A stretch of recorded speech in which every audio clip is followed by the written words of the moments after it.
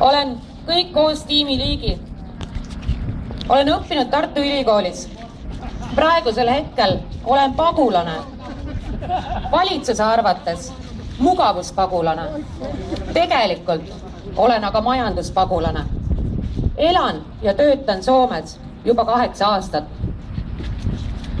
Majanduslikult tunnen ma ennast seal väärtustatuna, kuid terve see aeg ma igatsen koju, ikka veel. Ja enamus,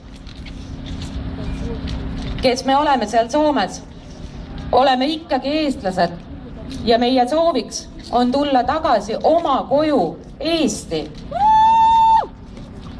Hoolimata ettekäänetest, et me oleme Soomes täpselt nii kaua, kuniks suudame enda peredele siin kodus kindlustada elamisväärsed tingimused, on siiski karmiks reaalsuseks see, et senikaua, kuni pole võimalik Eestis teenitud tööga ennast ja oma peret ülal pidada, ei juhtu kodumaale tunek niipea.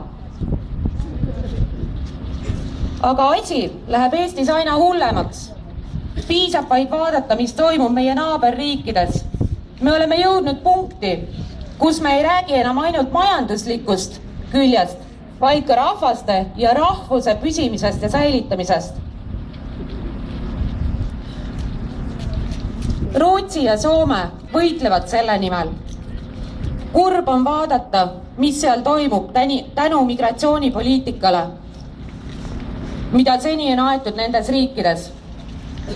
Laste ja naiste vägistamised, inimeste pussitamised, rünnakud politseinike vastu ja kultuurilised erinevused, mis ei sobi Euroopa kultuuriruumi. Meie eestlased oleme Soomes kohanenud selle eluoluga, kultuuriga, kommetega ja keelega ning näinud vaeva tõestamaks, et me ei ole seal priileiva peal, vastupidiselt praegustele sisserändajatele. Veel kurvemaks teeb asja see, et Eestil on raha immigrantidele, aga mitte oma inimeste jaoks. Oma inimeste jaoks on meil igasugused tunnelid ja annetuste kogumised, et nad saaks mingitki abi. Kingitud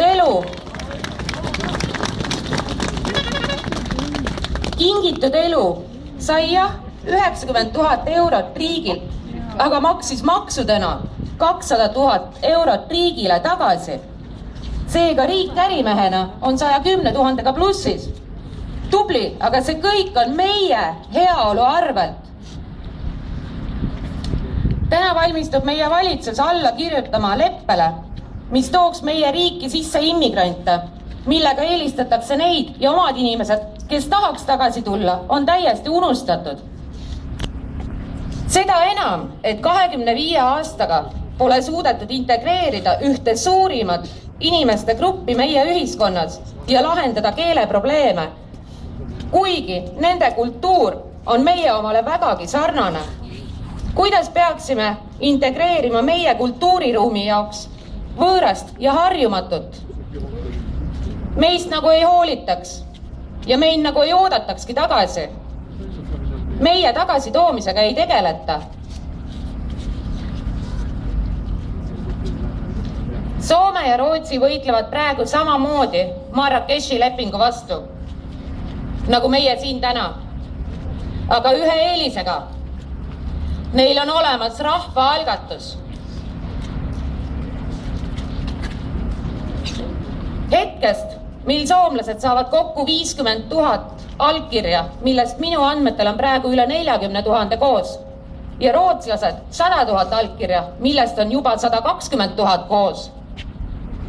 Läheb leppest keeldumise algatus parlamenti ja neil on kohustus teha nii, nagu rahvas soovib, ehk siis keelduda lepingu allkirjastamisest.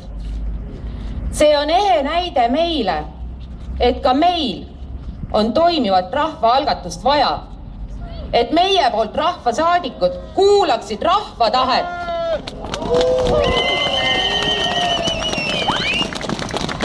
Seega küsin kõikide niinimetatud Kalevipoegade nimel oma rahvalt, kui kaua veel valime neid, kes kodumaa on reetnud?